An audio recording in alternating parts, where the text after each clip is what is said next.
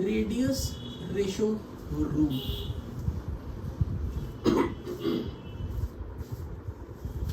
तो पहले यहां पर आप एक टेबल बनाओगे,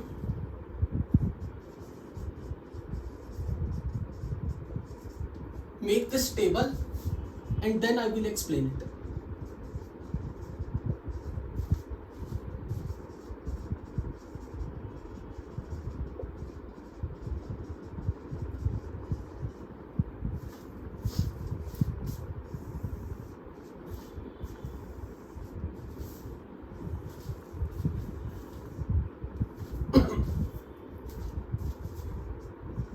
For triangular void, radius ratio should lie between 0.155 to 0.225. Coordination number 3. Tetrahedral void 0.225 to 0.414. Coordination number 4. Octahedral void 0.414 to 0.732 for coordination number 6. And for cubical void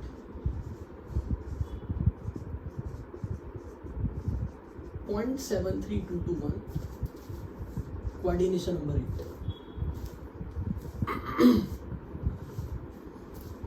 ये table अच्छे से याद होनी चाहिए सबको। पहली बात तो ये टेबल याद होनी चाहिए। इस टेबल का यूज कैसे होगा अब वो हम सीखेंगे आज की क्लास में।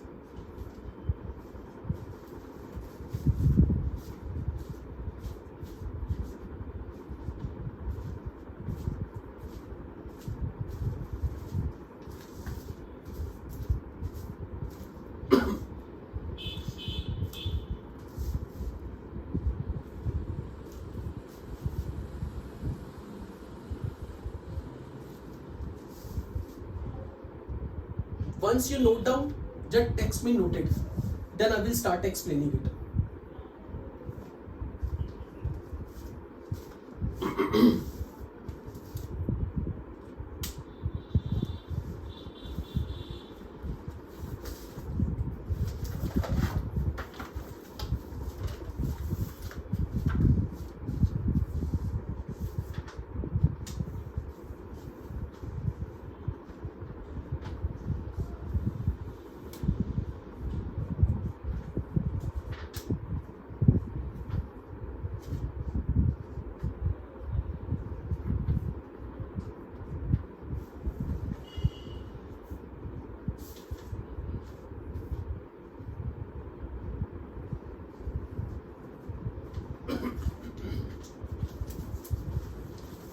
Let us suppose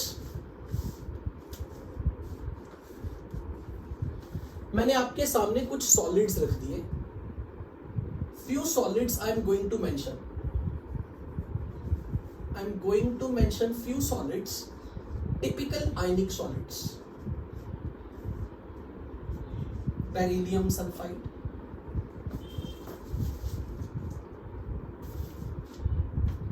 lithium bromide, potassium chloride, rubidium chloride, barium oxide, lithium iodide। और मैंने इसके लिए आपको रेडियस रेशो मेंशन कर दिया। This radius ratio is 0.19,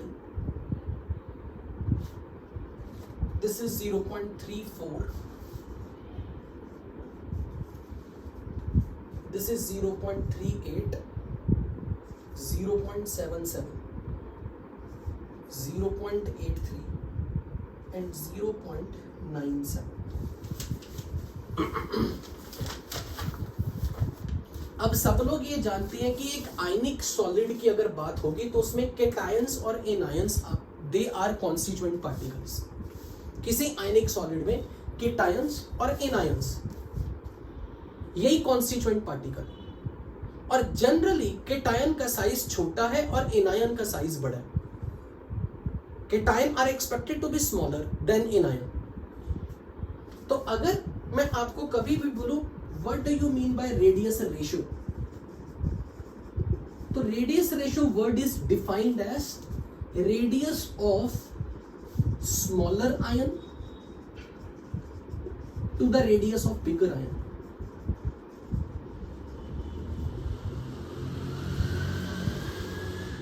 Radius of smaller ion to the radius of bigger ion. And generally, not always true, generally cations are smaller in size than anions. इसलिए cations के radius को numerator में रखा जाता है और एनायंस को ये रेडियस को डिनोमिनेटर में रखा जाता है. Generally cations are smaller as compared to anions. So cation का साइज न्यूमरेटर में रखना है, एनायंस का साइज डिनोमिनेटर में रखना है. But the definition is smaller ions का radius to the bigger ion का radius, so that this radius ratio should be less than 1 और maximum it can be equal to 1. Maximum it can be equal to 1 और less than equal to 1. So basically जब भी हम कभी radius ratio define करेंगे, छोटे ion का radius upon बड़े आयन का रेडियस, मैक्सिमम टाइम के टाइम का साइज छोटा होता है और एनायन का साइज बड़ा होता है. इसीलिए हम रेडियस रेशियो डिफाइन करते वक्त radius of cation upon radius of anion ऐसे डिफाइन करते हैं. अब क्वेश्चन में आपको हमेशा केटायन और एनायन के रेडियस गिवन दिए होंगे. केटायन का भी रेडियस दिया होगा, एनायन का भी रेडियस दिया होगा. और अगर आपको केटायन और एनायन का रेडियस दे दिया गया, केटायन और एनायन का मान लो रेडियस दे दिया गया, तो आप उनका रेडियस रेशियो निकालोगे और फिर ये देखोगे कि वो रेडियस रेशियो किस रेंज में आ रहा है. जिस रेंज में आएगा तब आप ये बोलोगे कि केटायन ट्रायंगुलर वॉइड में है या टेट्राहेड्रल वॉइड में है या केटायन ऑक्टाहेड्रल वॉइड में है या केटायन क्यूबिकल वॉइड में है. फॉर एग्जाम्पल मान लो मैंने आपको बोला कि बेरिलियम सल्फाइड में केटायन और एनायन का रेडियस का रेशियो 0.19 है. अब आपने ये देखना है कि 0.19 किस रेंज में आ रहा है. 0.19 इस रेंज में आ रहा है. तो अब अगर मैंने आपसे पूछा कि बताओ कि बेरिलियम कौन सी वॉइड में बैठा है, अब मैं पूछूंगा कि बेरिलियम किस वॉइड में बैठा है, आप बोलोगे ट्रायंगुलर वॉइड में बैठा है.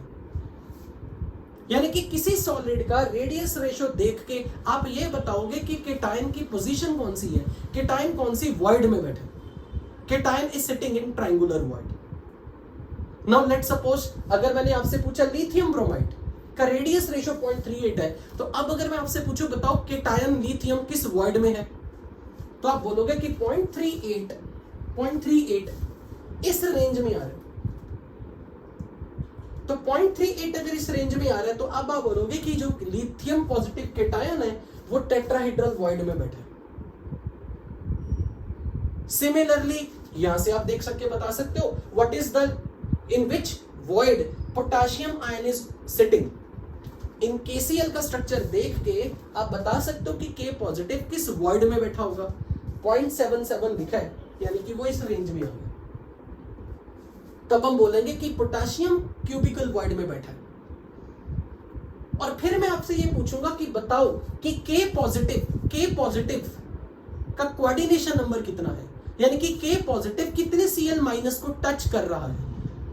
तो आप बोलोगे कि केटायन के पॉजिटिव 8 Cl माइनस को टच कर रहा है, जो उसका कोऑर्डिनेशन नंबर होगा.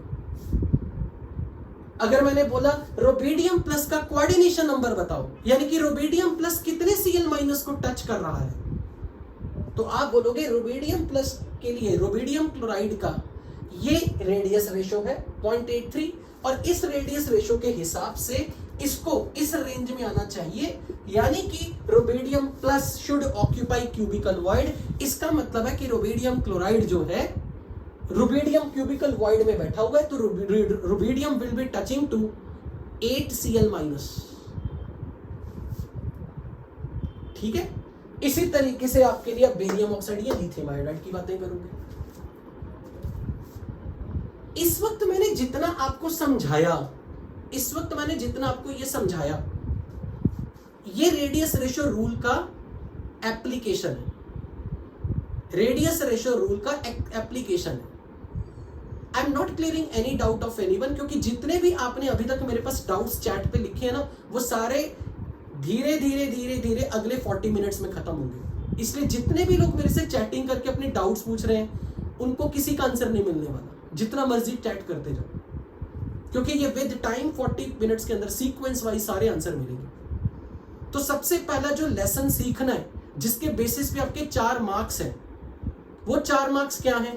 आपको किसी आयनिक सॉलिड के केटायन और एनायन का रेडियस रेशियो अगर क्वेश्चन में गिवन है, तो आपको ये पता होना चाहिए कि वो किस रेंज में आ रहा है। जिस रेंज में आ रहा है तो केटायन कौन सी वॉइड में बैठा है, और अगर केटायन किसी टेट्राहेड्रल वॉइड में बैठा है तो वो 4 एनायन को टच करेगा। अगर केटायन ऑक्टाहेड्रल वॉइड में बैठा है तो वो 6 एनायंस को टच करेगा। अगर केटायन क्यूबिकल वॉइड में बैठा है तो वो 8 एनायन को टच करेगा। This is application of this data. अब क्वेश्चन आएगा, क्वेश्चन ये आएगा, आपने ये क्यों बोला जनरली? थोड़ी देर पहले कुछ एक बच्चा बोल रहा था, आप बार बार जनरली क्यों बोल रहे हो? तो मैं जनरली इसलिए बोल रहा हूं, इस वक्त जो अब मेरी बात को ध्यान से सुन लेंगे, उनको तो ये टॉपिक के 4 नंबर पक्के होंगे। क्यों? क्योंकि आपको पता है केमिस्ट्री में जो रूल बताए जाते हैं, अगर उसकी कोई एक्सेप्शन है तो आपसे एक्सेप्शन ही पूछी जाएगी। इसलिए चैट करने वालों के हाथ में कुछ नहीं आने वाला आज की क्लास में। जो लिसनर होंगे ना, वो ले जाएंगे मार्क्स। अब ये जितने मैंने सॉलिड आपके सामने लिखे हैं, ये सॉलिड्स, ये जो एग्जांपल दिए, ये सबके सब का ये ट्रू डाटा है, ट्रू डाटा, ये सबका ट्रू डाटा है। पर एक्चुअल में ये वो एग्जांपल है, 5 या 6 एग्जांपल, जो रेडियस रेशियो रूल को फॉलो नहीं करते हैं। ये रेडियस रेशियो को फॉलो नहीं करते हैं। तो अगर मैंने आपसे ये पूछा कि बेरिलियम का कोऑर्डिनेशन नंबर कितना है, आप जो प्रिडिक्ट कर सकते हो वो सिर्फ ये कर सकते हो, 0.19 इस रेंज में आ रहा है, तो इसका रेडियस रेशियो के हिसाब से बेरिलियम को कोऑर्डिनेशन नंबर 3 रखते हुए ट्रायंगुलर वॉइड में आना चाहिए। पर एक्चुअल में ऐसा नहीं है। ये एक्सेप्शन है, ये एक्सेप्शन है, ये एक्सेप्शन है, ये एक्सेप्शन है, ये एक्सेप्शन है। इसलिए जिनके डाउट्स आ रहे थे ना, वो डाउट्स और बढ़ गए। जब नहीं थे तो क्यों पढ़ाई, ये बता ही क्यों रहे हो? क्योंकि ये सबसे पहला लेसन सिखाने लगा हूं। All ionic solid do not follow this rule. All ionic solid do not follow this rule. तो पहले अपनी कॉपी में ये लाइन लिख लो कि रेडियस रेशियो रूल को सारे आयनिक सॉलिड्स फॉलो नहीं करते।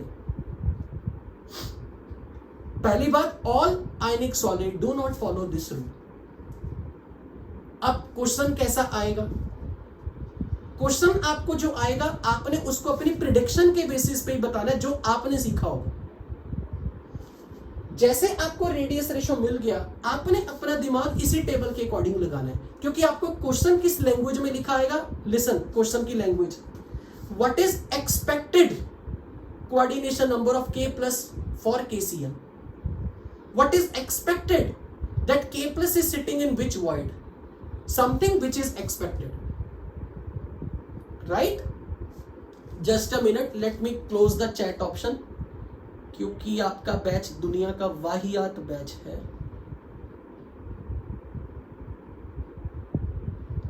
Now you no one can chat.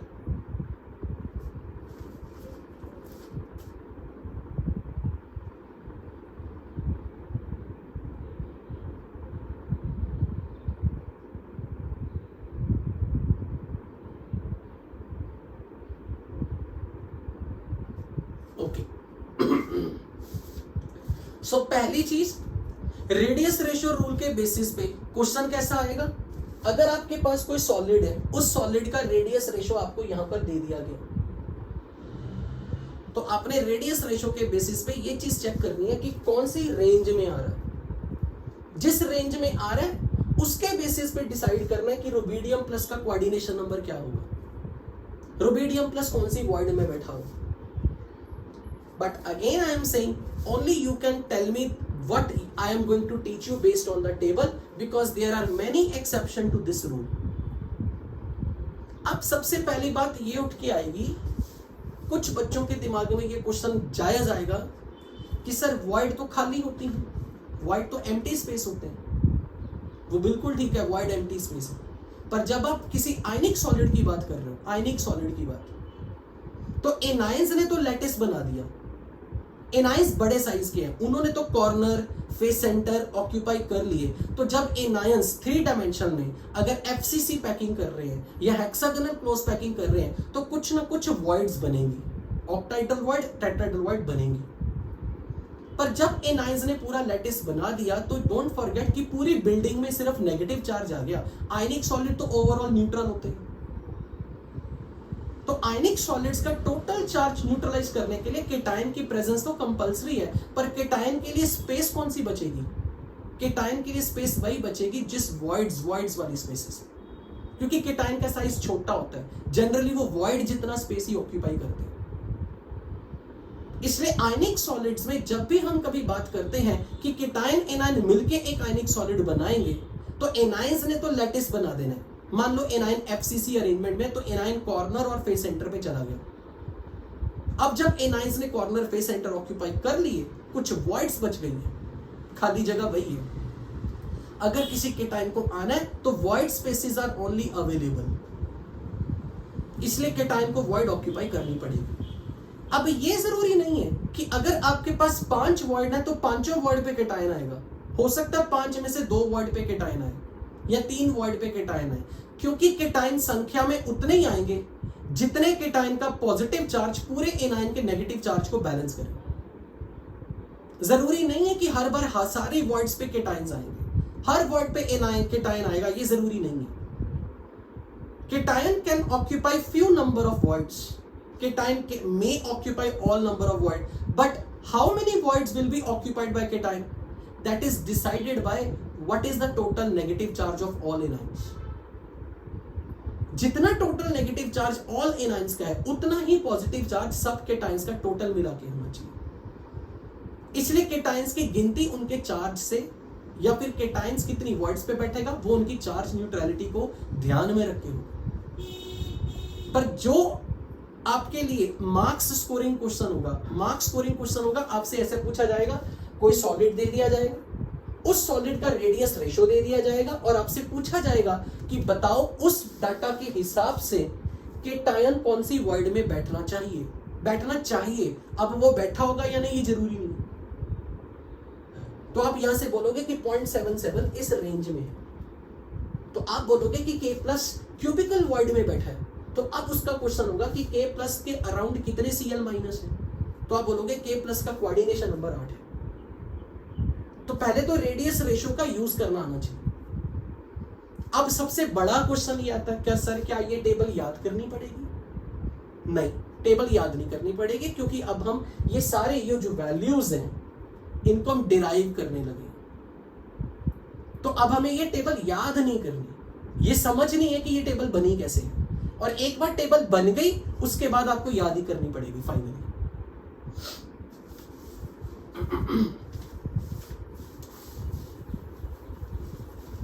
तो अगर अपनी कॉपी में आपने लिखना है, ये जो लिखना है बेसिकली लिखवाया मैंने, these are basically exception to the radius ratio rule.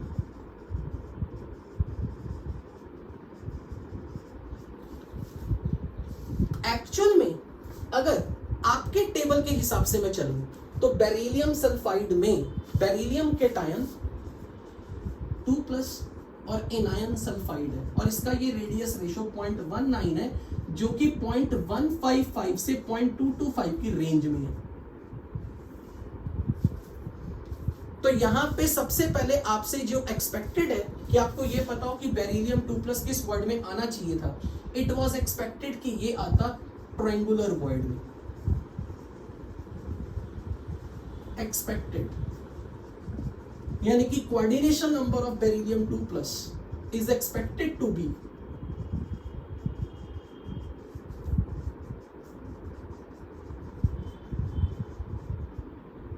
3, but actually it's not true. Actually its coordination number is 4 and beryllium 2 plus is in tetrahedral void. क्या मुझे ये याद रखना पड़ेगा सर? नो, ये नहीं याद रखना, ये पता होना चाहिए, ये नहीं याद रखना। तो क्या ये मेरे को एक्सेप्शन याद होने चाहिए? बिल्कुल नहीं। क्या ये डाटा याद होना चाहिए? बिल्कुल नहीं। फिर क्या याद होना चाहिए? क्यों बताया? सिर्फ ये बताया कि blindly radius ratio rule follow नहीं होता। There are many solid which do not obey radius ratio. Similarly lithium plus, K plus, rubidium plus, barium plus, lithium plus, भले इसका रेडियस रेशियो 0.38 है और मेरे हिसाब से वो 0.225 से 0.414 की रेंज में आ रहा था, मेरे हिसाब से लिथियम प्लस का कोऑर्डिनेशन नंबर 4 होना चाहिए था, लिथियम प्लस को टेट्राहेड्रल वर्ड में आना चाहिए था, पर एक्चुअल में नहीं है। एक्चुअल में लिथियम प्लस का कोऑर्डिनेशन नंबर 6 है और ये ऑक्टाहेड्रल वर्ड में। इस वक्त आपके सामने ये जितने दिख रहे हैं, ये सब के सब का, सब में cations, all cations in all these ionic solids are occupying octahedral bond.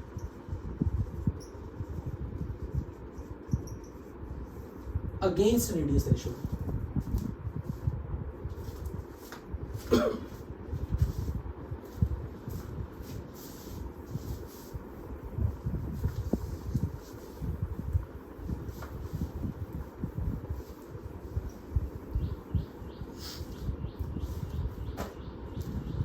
जिन बच्चों ने कुछ दिन पहले क्लास अटेंड की होगी उनको ये पता होगा कि हमने 3 तरह के वॉइड्स का रेडियस निकाला था।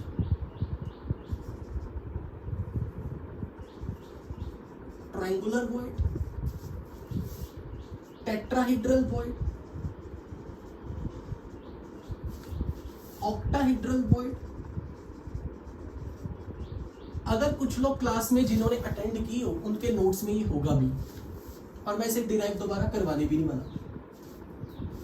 हमने ये कहा था कि मान लो अगर 3 एटम्स मिलके, बल्कि साइज वाले 3 एटम मिलके, अगर इनका रेडियस कैपिटल R है और यहाँ पे वॉइड का रेडियस निकालना हो, वॉइड का रेडियस, ऐसा एटम जो इस वॉइड में बैठ गया, परफेक्टली बैठ गया, एक ऐसा एटम जो परफेक्ट इस वॉइड के अंदर बैठ जाए, उसका रेडियस अगर मैं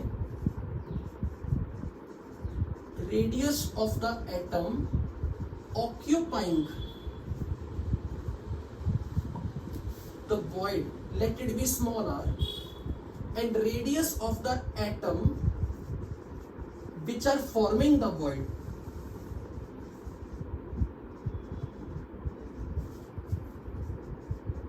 इज कैपिटल R। तो हमने ये डिराइव किया था, वॉइड का radius is 0.155 times capital R। अगर इन एटम का रेडियस कैपिटल R है तो इस वॉइड का रेडियस जो भी स्मॉल r है वो 0.155 times capital R। Tetrahedral voids में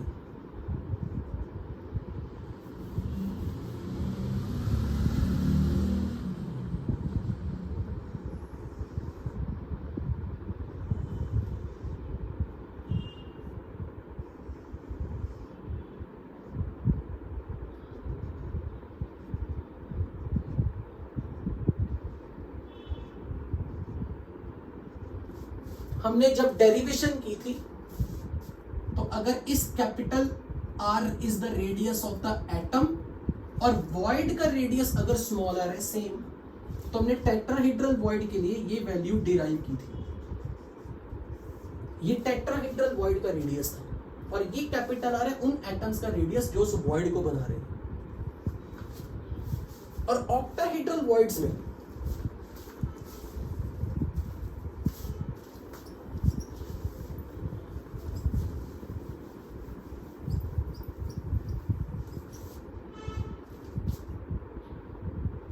हमने कुछ इस तरह से किया था।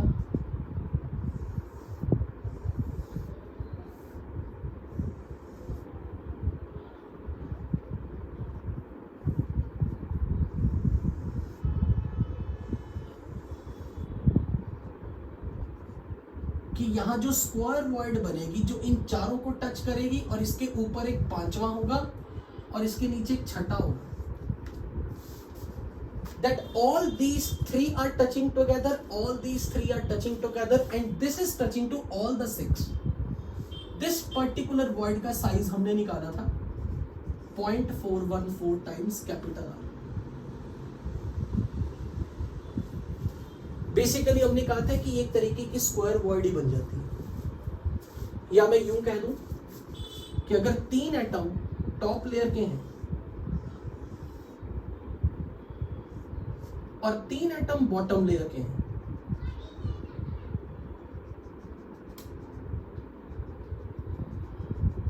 तो यहां पे जो बीच में खाली स्पेस बनती थी ऑक्टाहेड्रल वॉइड,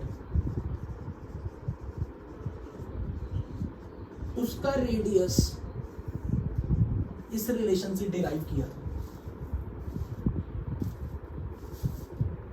अब बात उठती है क्यूबिकल वॉइड की। ये 3 रेडियस तो डिराइव कर लिए थे, जिनको याद है अच्छी बात है, जिनको नहीं याद कुछ नहीं कर सकता मैं उनका, दुनिया में कोई भी नहीं कुछ कर सकता, नोट्स रिवाइज होने चाहिए। क्यूबिकल वॉइड कैसे बनती है? क्यूबिकल वॉइड जैसा कि नाम से सजेस्ट किया, अगर मैं यहां 4 एटम कि जस्ट पीछे 4 एटम की लेयर रख दूं,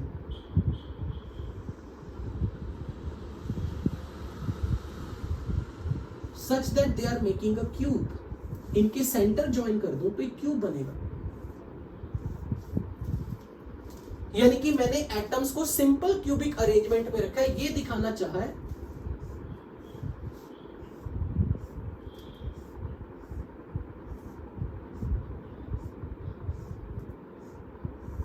कि अगर 4 एटम यहां पर कुछ इस तरह से अरेंज हो कि ये चारों टचिंग है, ये चारों टचिंग है, like 1 2 3 4, all these 4 atoms are touching, all these 4 atoms are touching,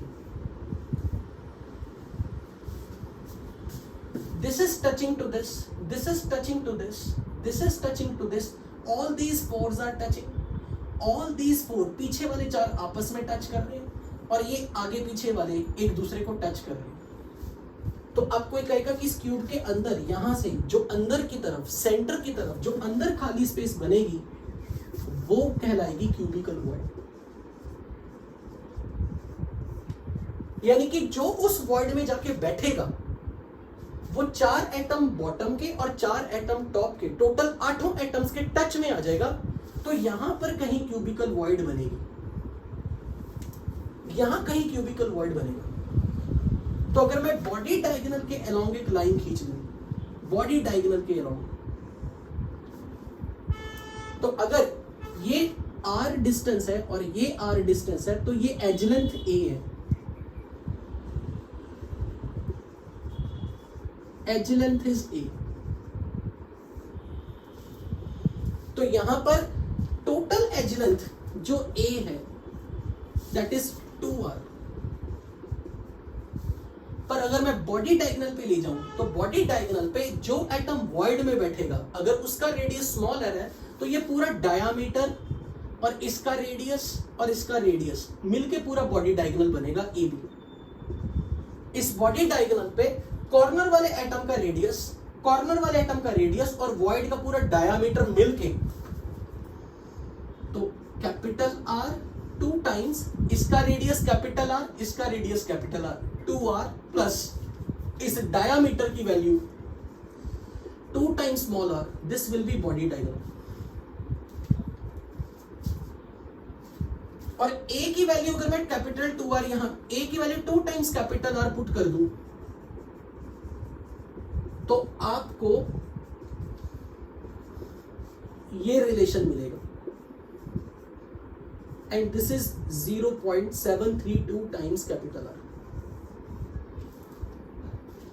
तो क्यूबिकल वॉइड का रेडियस, जिन एटम्स ने मिलके ये सारी वॉइड्स बनानी है, अगर हर एटम का रेडियस कैपिटल R है तो उसका 0.732 टाइम्स कर दो, तो मैं बोलूंगा कि this radius is radius of the cubical void, या ये बोलूंगा इस वर्ड में जो एटम परफेक्ट फिट होगा, जो 8 एटम को टच करेगा, जिसका कोऑर्डिनेशन नंबर 8 है, उसके लिए ये वॉइड का रेडियस है।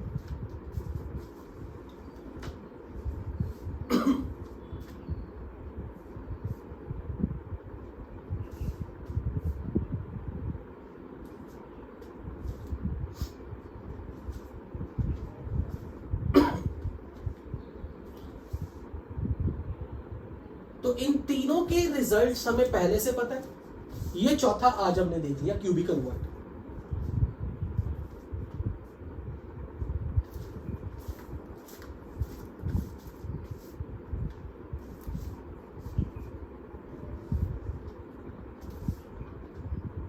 आई होप आपने नोट कर लिया होगा। अब मैं ये एज्यूम कर रहा हूं कि केटायन का साइज छोटा है, केटायन इज स्मॉलर, तो ऑब्वियसली वॉइड में एनाइन नहीं बैठ सकता, क्योंकि एनाइन तो बिग साइज का है। एनाइंस मिलकर लैटिस बना रही हैं, तो एनाइंस के लैटिस में वॉइड्स पे जाके कोई केटायन बैठा है। तो अगर यहां पे केटायन बैठा होता तो उस केटायन का कुछ रेडियस को मैं यहां R प्लस डिनोट कर दूंगा। This is 0.155 times capital R which is the radius of anion. मैं ये मान रहा हूं कि ये एनायन है, एनायन ने कोई लैटिस बनाया और उनकी वॉइड में केटायन बैठ गया, और केटायन क्योंकि वॉइड ऑक्यूपाई कर रहा है तो वॉइड का रेडियस केटायन का रेडियस है। तो जब मुझे कोऑर्डिनेशन नंबर 3 रखना होगा, 3 यानी कि जब ये केटायन 3 एनायन को टच करे, 3 एनायन को टच करे, तो ये radius ratio should be 0.155 for coordination number 3। यानी कि अगर कोई मुझे ये कह दे कि केटायन को मैं ट्रायंगुलर वॉइड में बिठा रहा हूं, यानी कि केटायन 3 एनायन को टच कर रहा है, इस वक्त जो केटायन का रेडियस है वो बेसिकली एक वॉइड का रेडियस है, क्योंकि केटायन ने वॉइड वाली स्पेस ऑक्यूपाई कर ली। तो केटायन और एनायन के रेडियस का रेशो 0.15 आएगा जब कोऑर्डिनेशन नंबर 3 होगा। सिमिलरली अगर केटायन टेट्राहेड्रल वॉइड में बैठा है, केटायन टेट्राहेड्रल वॉइड में, तो केटायन 4 एनायन को टच कर रहा है, तो केटायन का कोऑर्डिनेशन नंबर 4 है। उस वक्त मैं बोलूंगा radius of cation upon radius of anion. I am assuming that this bigger size atom is not, it is ion whose radius is R minus. It's an ion, not an atom. Anions are forming the lattice whose voids are being occupied by the cation, because cation has the small size to fit in that cavity. तो cation का radius is void का radius, anion का radius जो lattice बना रहा है, तो ये रेडियस रेशो अगर 0.225 हो गई, वी कॉल इट एज कि केटायन टेट्राहेड्रल वॉइड में है, केटायन का कोऑर्डिनेशन नंबर 4 है। सिमिलरली रेडियस 0.414 आ रहा है, तो ऑक्टाहेड्रल वॉइड में अगर कोई केटायन को बिठा दो और एनायन ने ये लैटिस जनरेट कर दिया, so this is radius ratio is 0.414 for coordination number 6। और क्यूबिकल वॉइड में अगर केटायन वॉइड में बैठा है, एनायंस का रेडियस कैपिटल R माइनस है, तो this relation becomes R positive upon R minus is 0.732।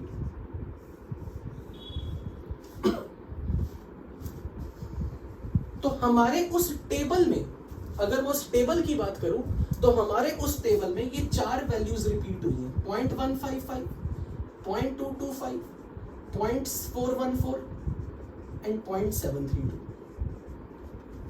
ये 4 क्यों वैल्यूज फीड हुई? क्योंकि कोऑर्डिनेशन नंबर 3, 4, 6, 8 रखने के लिए ये रेडियस रेशो की वैल्यूज आ गई।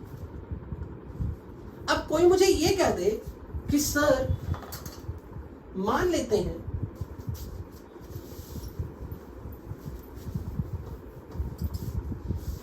कि मैं केटायन का कोऑर्डिनेशन नंबर 3 रखना चाहता हूं, सिर्फ 3, तो मैंने केटायन के लिए रेडियस रेशो चूज कर लिया 0.15। अगर मुझे कोऑर्डिनेशन नंबर केटायन का 3 रखना है,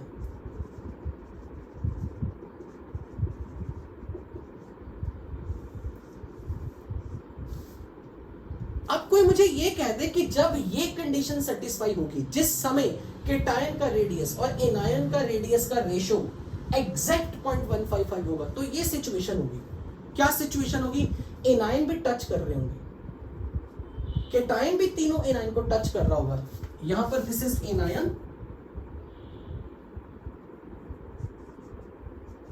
anions are touching together, cations is touching to all these anions।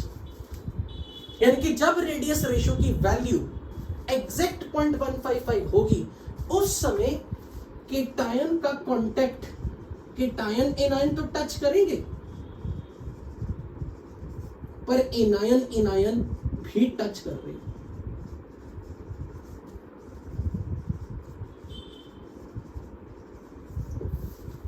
जब रेडियस रेशियो की वैल्यू एग्जैक्ट 0.225 है, एग्जैक्ट, उस समय केटायन एनायन को टच कर रहा है, पर ये चारों एनायन भी टच कर रहे हैं, क्योंकि टेट्राहेड्रल वॉइड की डेफिनेशन थी 3 एटम बॉटम लेयर के, एक टॉप लेयर का atom, all the 4 should be touching together. यानी कि एनायन एनायन भी टच कर रहे हैं, केटायन भी एनायन को टच कर रहे हैं। So whenever radius ratio is 0.225 exact, when there is equality, then it means cation is touching to anion as well as anions are touching to each other. Now question is, अगर मैं यहाँ पे इस cation को थोड़ा बड़ा करना शुरू कर देता हूँ, लेट अस सपोज मैंने केटायन को बड़ा करना शुरू कर दिया, कुछ इतना बड़ा कर दिया कि ये एनायन एक दूसरे से दूर हो गए और ये अरेंजमेंट ऐसा हो गया।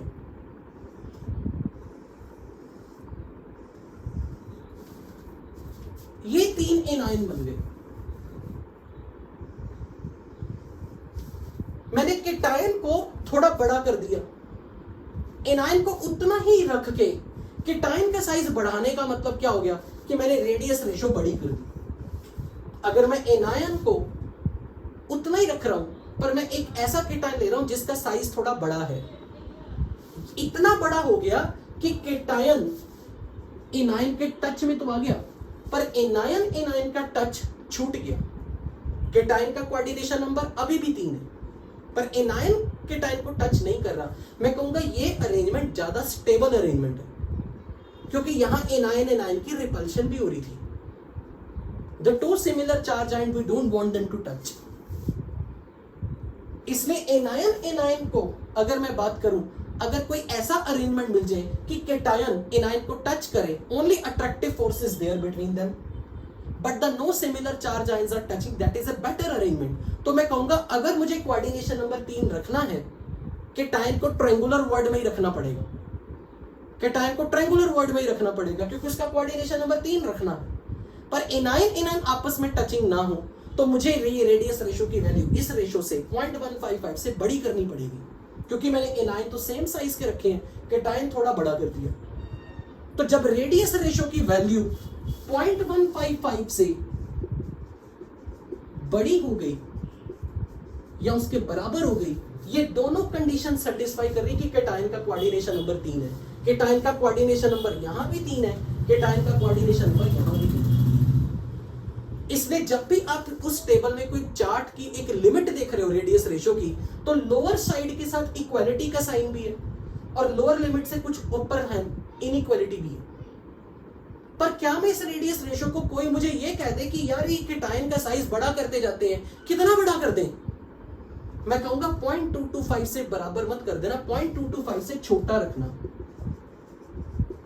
क्यों? क्योंकि अगर ये वैल्यू 0.225 टच करेगी, फिर तो केटायन के लिए वॉइड ही बदल गई, कोऑर्डिनेशन नंबर ही बदल गया। केटायन को इतना बड़ा करो कि उसका कांटेक्ट एनायन एनायन से ना टूटे। केटायन को कोऑर्डिनेशन नंबर अगर 3 रखना है, तो कोऑर्डिनेशन नंबर 4 बनाने की ये मिनिमम वैल्यू है। इसका मतलब अगर रेडियस रेशो 0.225 से छोटा छोटा हो पर 0.155 से बड़ा बड़ा हो, तब तक तो कोऑर्डिनेशन नंबर 3 आपको या तो इस पॉसिबिलिटी के कारण मिलेगा या इस पॉसिबिलिटी के कारण मिलेगा।